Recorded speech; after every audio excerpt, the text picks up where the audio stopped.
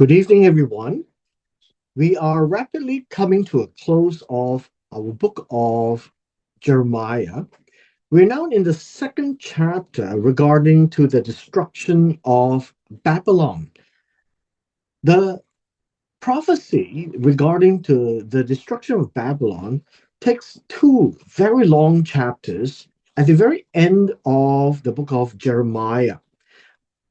They are included in the destruction of the number of nations that God paid particular attention, where these nations have either directly or indirectly caused serious grievance to God's people.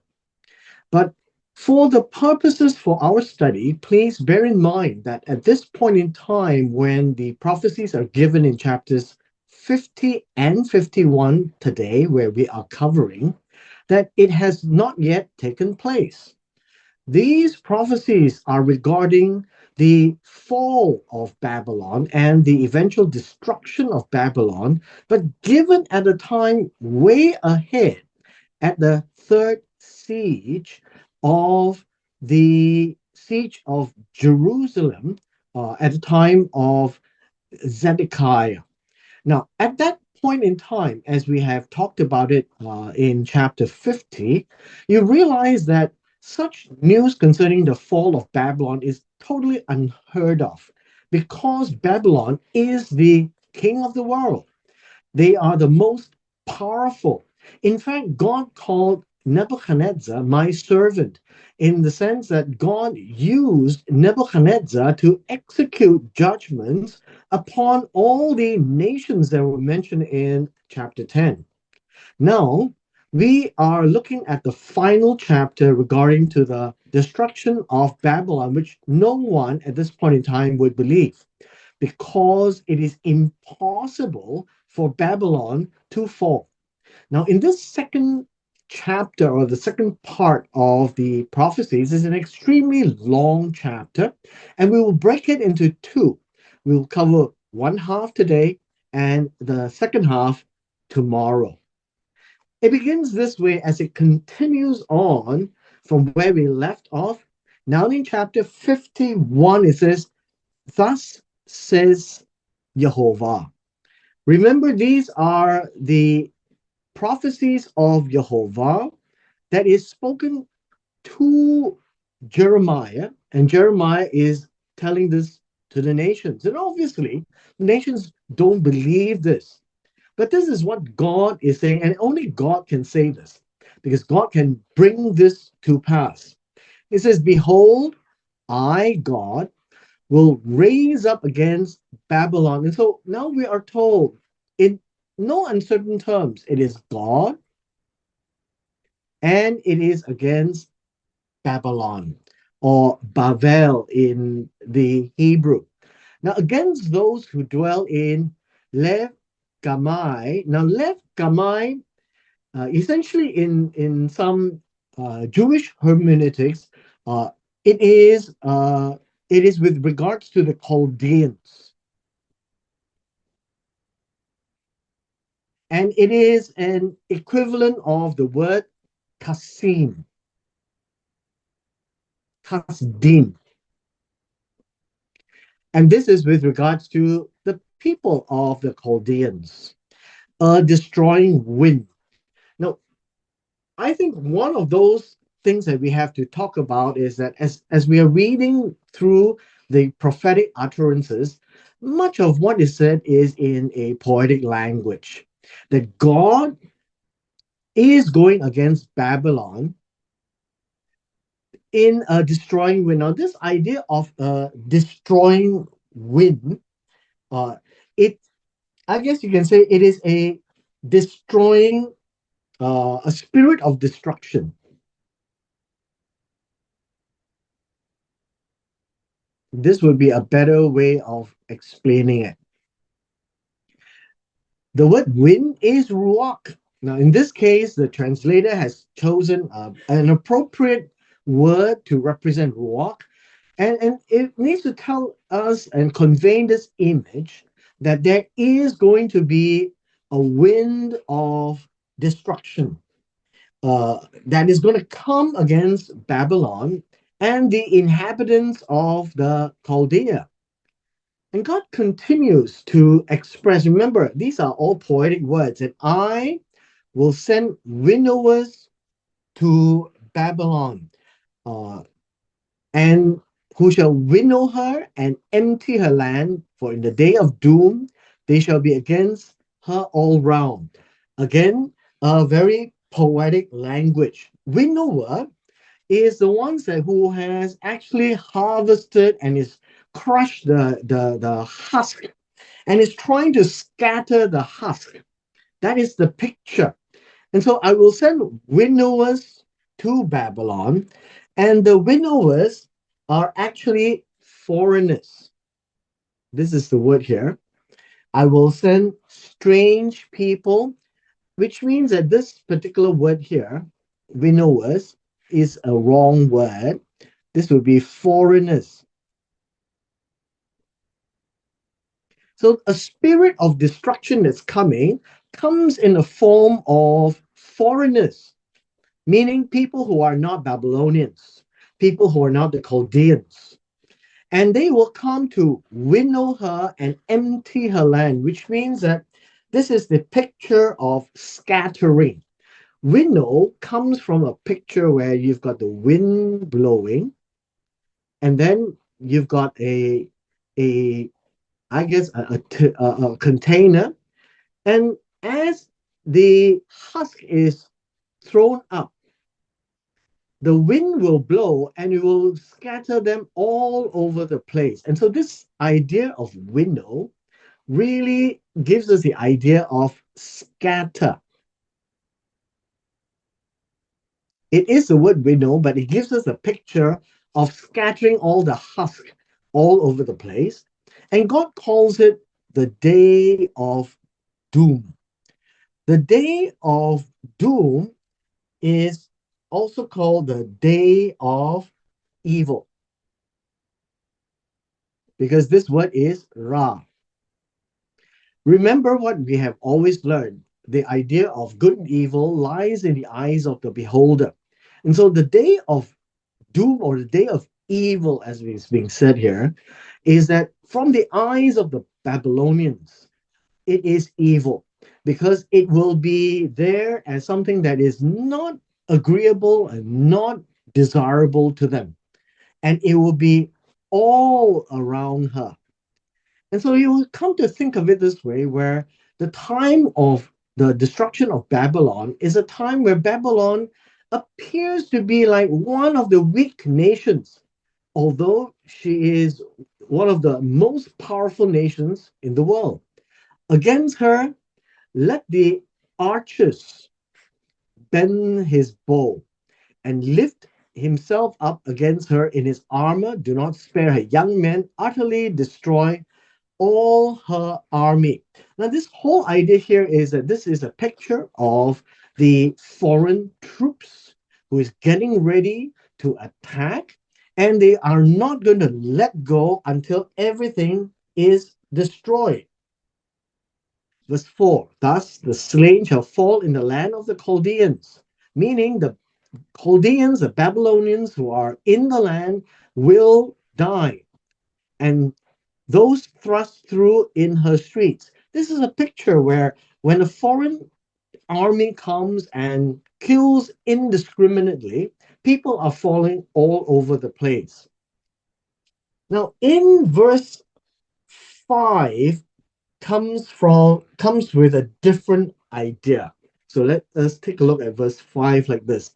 For Israel is not forsaken, nor Judah by his God, the Lord of hosts, Jehovah Sabaoth, through though the land was filled with sin against the Holy One of Israel. This is a contrast. The contrast is this. This picture is a picture of being forsaken. In verse 5, this word forsaken uh, is widowed.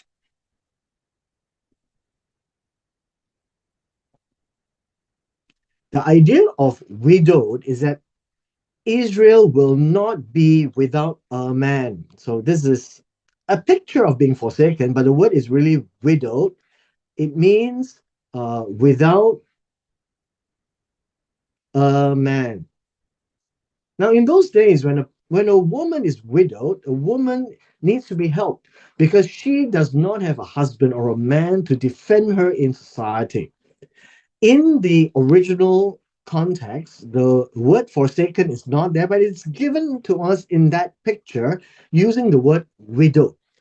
Israel is not widowed, neither is Judah, meaning there will always be someone to stand up for Israel and Judah. Who? By his God, by his Elohim, Jehovah Tzevaot, though their land is filled of asham. This one is not sin.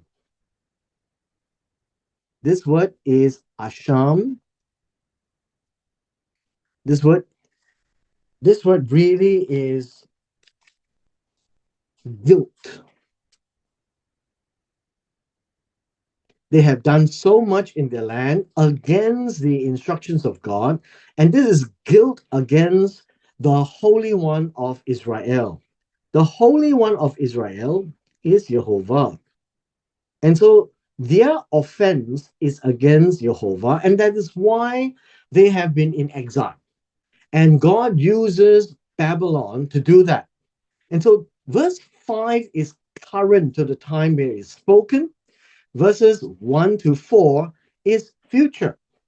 And so this whole chapter is talking about a time where there will be no one to defend Babylon.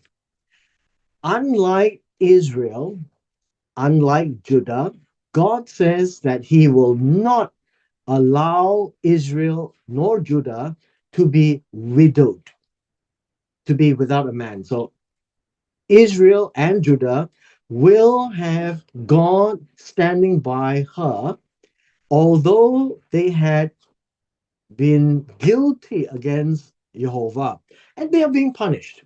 And so God is using the Assyrians, then the Babylonians to execute judgment upon both of them.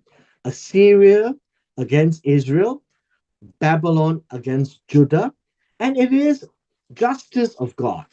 However, because Israel and Judah are people of God in the form of his nation, God will always stand by the remnant of Israel and Judah. Verse 6, it says, flee from the midst of Babylon. Remember, this is now talking about the time where the foreign armies are going to come against Babylon and people are going to die in the streets because as the army of Babylon defends, they can't. At this point in time where the foreign army is coming against Babylon, Judah is still there. And so God is saying, flee, run away, everyone save his life, do not be cut off in her, which is Babylon's iniquity, for this is the time of the Lord's vengeance, and he shall recompense her. Think of it this way, this is God's vengeance. God is taking a revenge.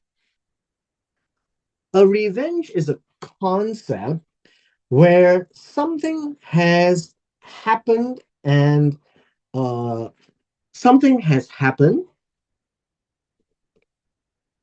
and then in a later time, action is taken against Babylon. So this is the concept of vengeance. Now, in the old days, vengeance is a very uh, prevailing practice. If somebody is killed, the victim's family will take vengeance upon the victim. Now, in this case, this is called the Lord's vengeance. This is Jehovah's vengeance. What is Jehovah taking vengeance on? And it says, He shall recompense her. He shall pay back completely. Now, this word recompense, pay back completely, is really from the word shalem.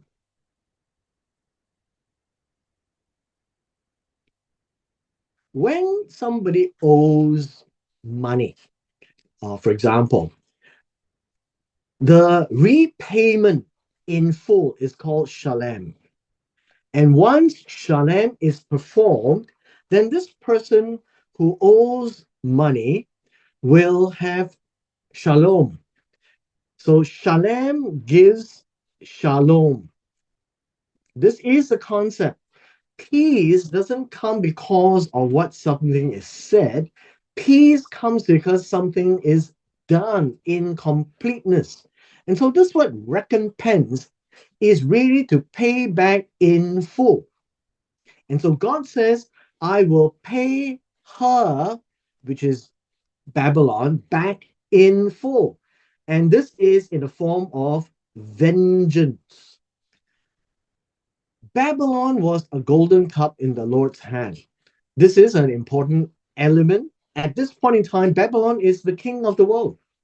God is using Babylon to punish all the nations, including Judah, that made all the earth drunk. The nations drank her wine, therefore, the nations are deranged.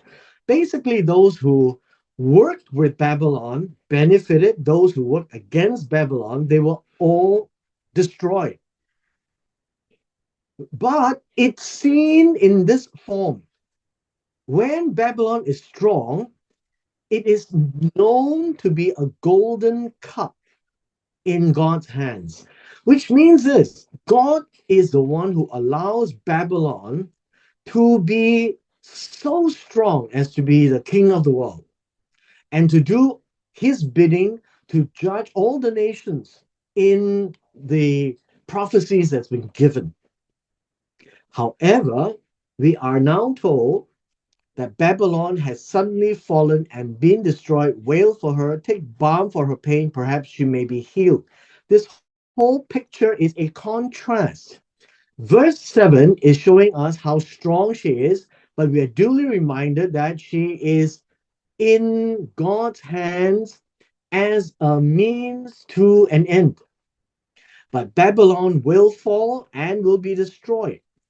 Wail for her, take balm for her pain, perhaps she may be healed, is an imagery to say that maybe Babylon could be saved in some way. We are now in verse 9. He says, we could have healed Babylon. What does that mean? We treated Babylon, but she is not healed. We try to heal her, but she is not healed. Now, think of it this way: healing in the ancient times is about applying medicine and allowing the body to be restored. When it is applied to Babylon, it is in hope that Babylon will repent and be better, will improve, but she does not. That is what the text is trying to say. So it says here, forsake her. In verse 9, the idea of forsake her is azaf, abandon her, forsake her. Let us go, everyone, to his own country, meaning those who have been helping her, living there in the land, all is trying to leave, for her judgment reaches to heaven and is lifted up to the skies. This is an imagery. This is an A and this is a B. Her judgment reaches to the heavens, lifted to the skies. The picture here uh, tells us this: this is the sky, and this is not the sky. Basically, this one here is unto the, how should we say, the clouds, right? To the clouds, the place where the clouds are. The clouds exist. I think that would be a good way of describing. So it is up there, right? Like the skies. This is the skies. The first word is Hashmaim. The the picture that we're given here is this: the judgment of God upon Babylon is so great that it reaches to the skies. It's all the way up there and it is unstoppable. So there is no point hanging around. Verse 10, the Lord has revealed our righteousness. Come, let us declare in Zion the work of the Lord our God. Then it contrasts back to Judah. So you think of it this way: God has, in verse 10 says, has revealed our righteousness. Now, this word righteousness would be deeds, right? The deeds of righteousness, which they have been restoring themselves in Babylon.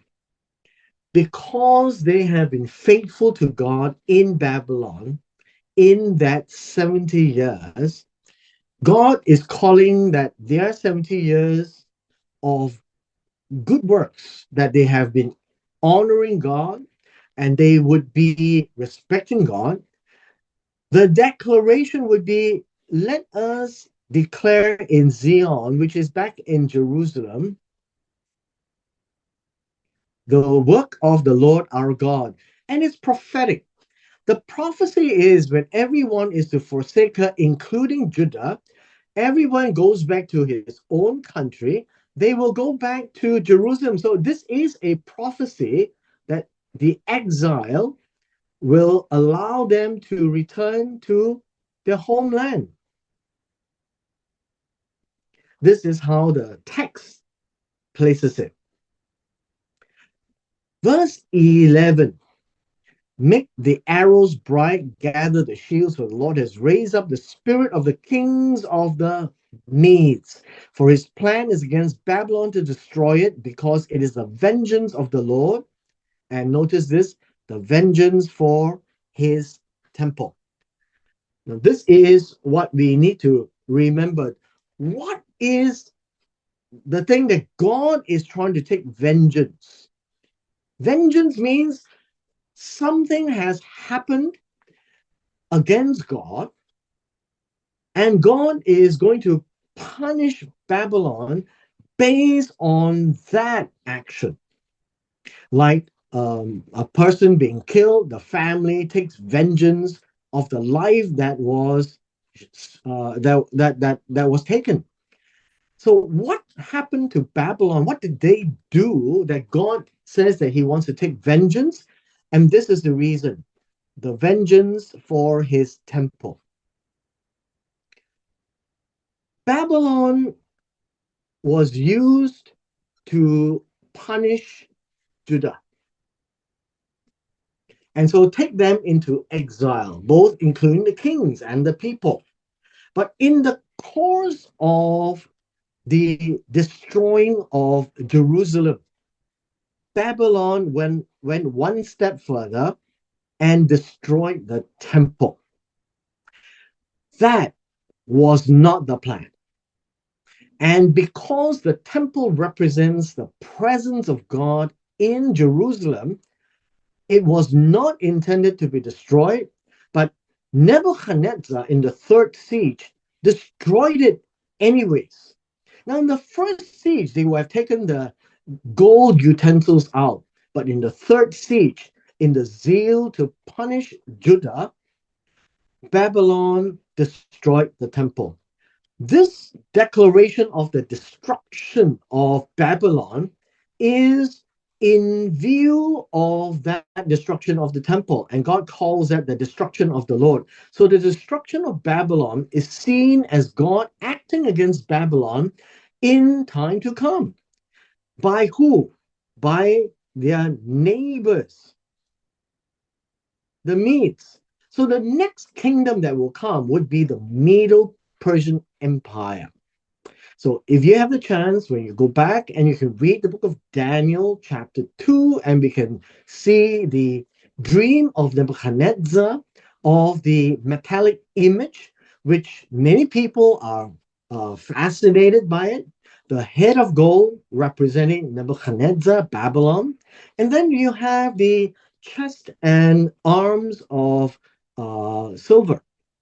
That would be the Medo Persian Empire. And so we know it now because we are looking backwards, right? It's hindsight information.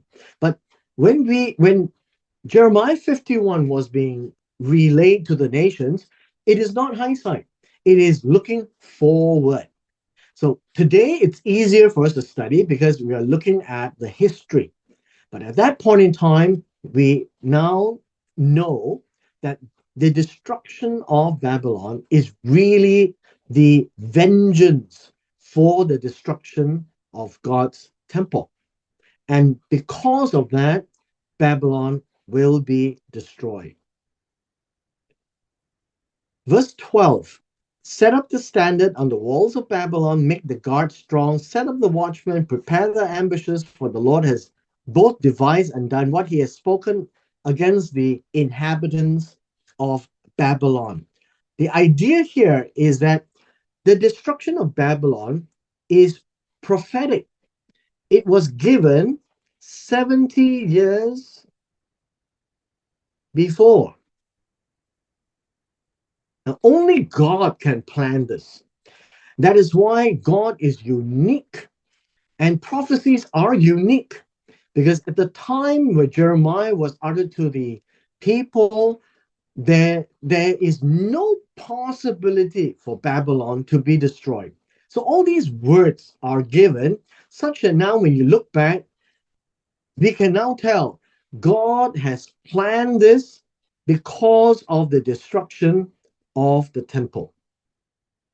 Verse 13, it says, you who dwell by many waters, abundant in treasures, your end has come, the measure of your covetousness. What does that mean? It means that Babylon has gone out plundering every nation and bringing it all back to Babylon. So the Lord of hosts, Jehovah Sabaoth, has sworn by himself. Now, verse 14, when it says sworn by himself, you can swear by the greatest power. The Israelites would swear by the name of Jehovah.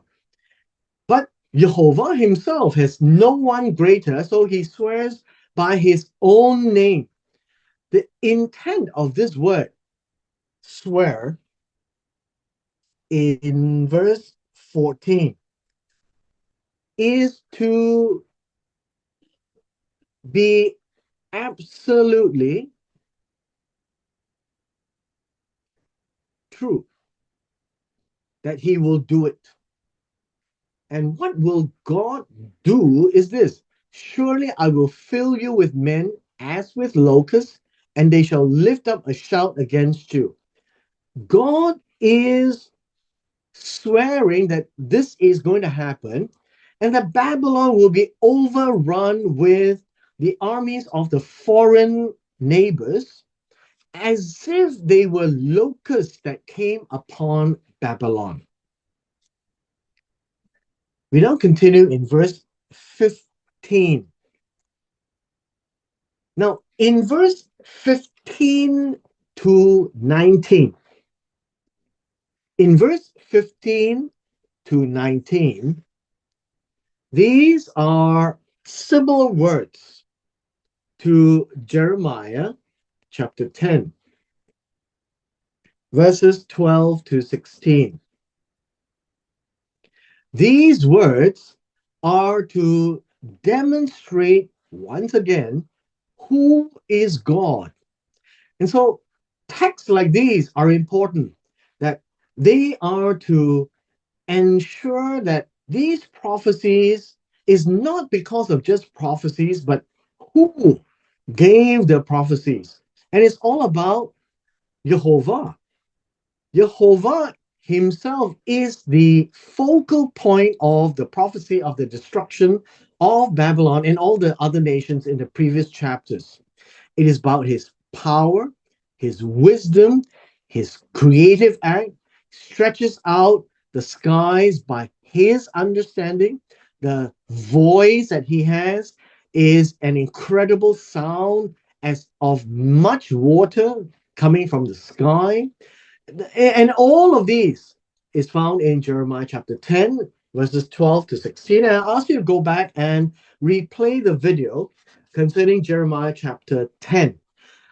Just be very clear that these passages here in these 5 verses really describes the theme of the greatness and the grandeur of God, and how everyone who is in idolatry is really doing it wrong and forgetting who the creator of the universe is, and why punishment is coming because of who God is, and that he will bring upon all of these. And who is he? He is the maker of all things. The Lord of hosts is his name, and they are unlike molded image. They are false, they cannot breathe, they are futile, they give errors, and when the punishment comes, they will all perish. Just like when God destroyed all the uh, gods of Egypt at the time of the Exodus. And so this is a contrast between idols and Jehovah. This is in a piece where we're talking about the destruction of Babylon, and suddenly this passage comes out as a reminder. It can only happen not because of anything, but because it is spoken by Jehovah. And who is Jehovah? And here we get the 5 verses. In verse 20, God is recounting how important Babylon was to him. It says, "You are my battle axe." I think we need to give ourselves a better imagery. You are my club, right? You are my hammer, not an axe. You are my weapons of war. So the idea here is God is using Babylon as this ancient war weapon, like a hammer. For with you, I will break the nation in pieces. Although physically it was Babylon, but behind it, God is using Babylon like a hammer to break every one of these nations that was described in the previous chapters. With you, I will destroy kingdoms. With you, I will break in pieces the horse and its rider. Again, I point out to you, horses are references to an animal of war. An animal of burden, a beast of burden, will be a donkey or a camel, and the beast of work will be an ox. And so it is important for us to realize that whenever we read in the Bible regarding horses, it points us to an ability of war. And with you, I will break in pieces the chariot and its rider, whoever Babylon came against. With you, also, I will break in pieces man and woman. With you, I will break in pieces old and young. With you, I will break in pieces the young man and the maiden. That was how Babylon went in, and they would just go in and destroy everything in sight. Very, very vicious. With you also I will break in pieces the shepherd and his flock, the king and the people. With you I will break in pieces the farmer and his yoke of oxen. And with you I will break in pieces governors and rulers. Now, what is happening here is for us as a reader and for the nations to know that this is describing Babylon as a tool, of Jehovah. And he was a very useful tool, an absolutely useful tool. And with this tool, God executed all the prophecies in the previous chapter. This is, to be fair to Babylon, that Babylon functioned as the tool of God by divine appointment to make sure that the prophecies of God regarding all the nations, including Judah, is executed. But because Babylon went to destroy the temple, God took vengeance and it will take vengeance. So in due time, they will be destroyed. Verse 24, God says, I will repay Babylon. This word here is shalem. Remember, shalem is pay back in full, a complete payment. When the payment is made complete, when it is shalem, then one will have shalom. I hope you understand how the word functions. So God says, I will shalem Babylon. And in that sense, God says, I will pay Babylon back in full as a recompense because of what he had done to the temple. And all the inhabitants of Chaldea, just like in verse 1, for all the evil that they have done in Zion in your sight, says the Lord. What did he do? Remember the destruction, destroying the temple. That is why God is going to pay back Babylon. Now, that's the language that is being used. In verse 25, God says, behold, I am against you, O destroying mountain. Now, it's a very interesting expression. It's an image, right? It is a mountain that nobody can move. And as it moves, it destroys. So it's called a destroying mountain, says God, who destroys all the land that he traversed, says Jehovah.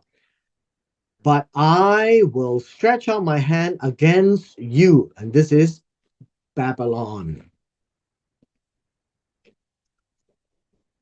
and roll you down from the rocks and make you a burnt mountain.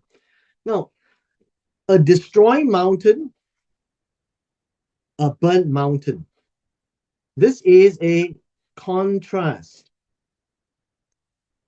This is pride, and this is humility or humiliation. A burnt mountain is a picture that is destroyed, is of no use.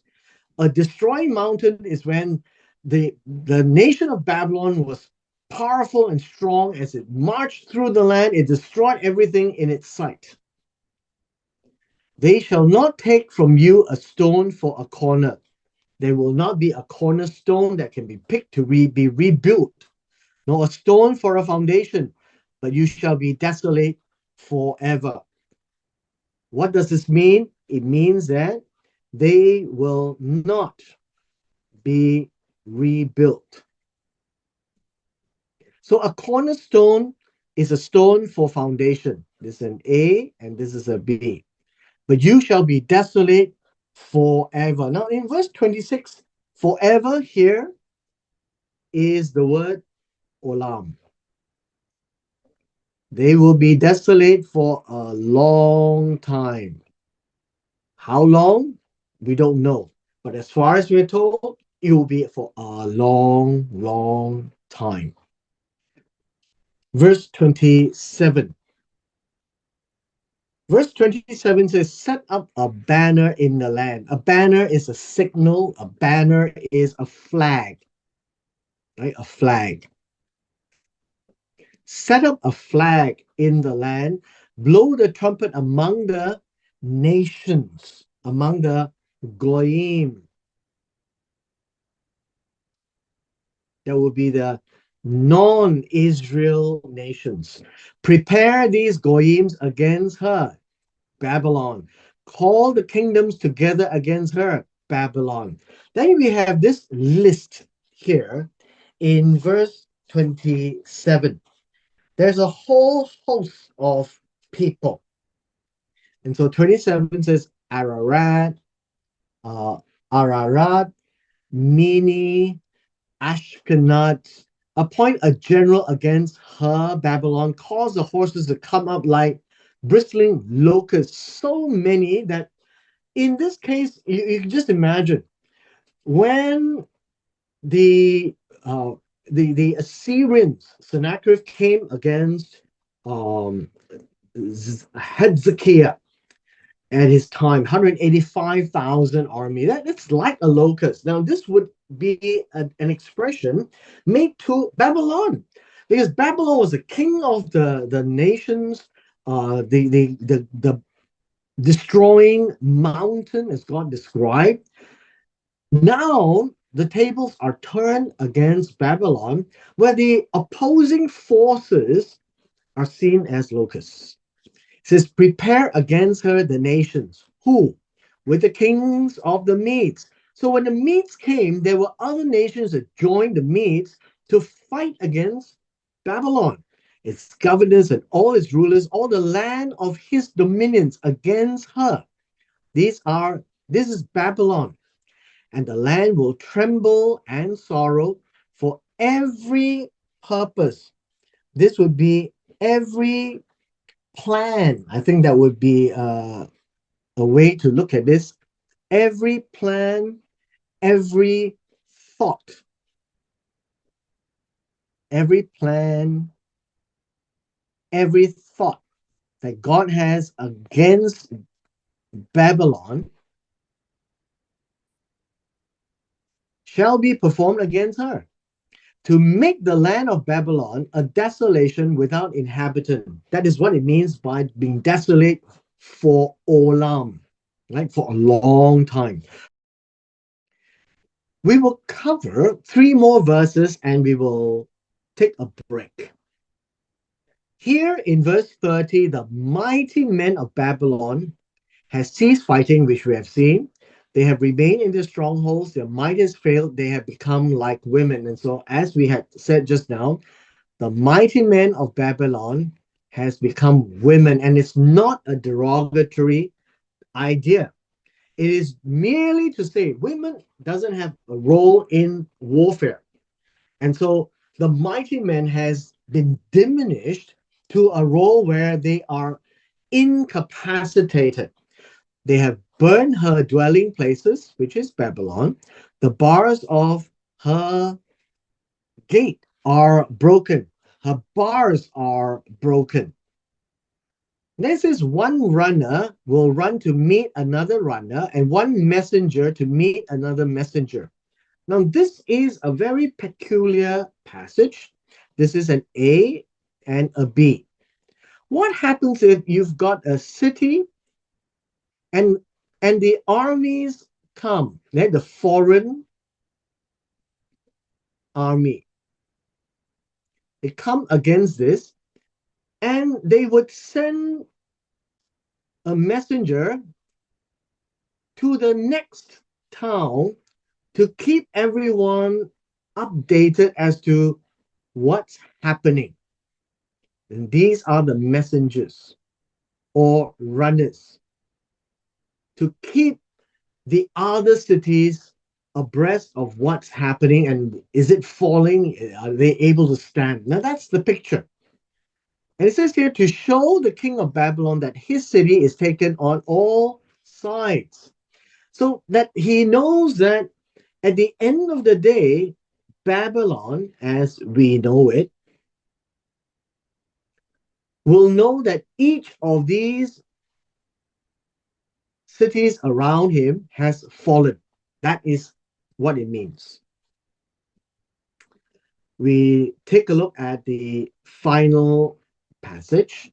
The passages are blocked, the reeds they have burned with fire, and the men of war are terrified. What it merely tells us that there are watchtowers, and along the watchtowers, they have planted reeds, and the reeds are to protect the watchtowers, and these are burnt, right? These are burnt, and they are no more. They are no more there to protect the soldiers. Everything they had for a defense is destroyed. And that is the picture that we are given here.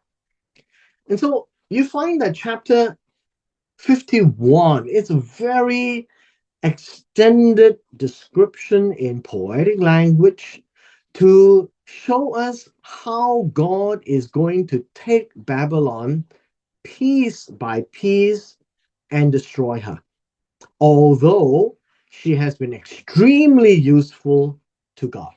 And so, with this, we come to the end of our session today.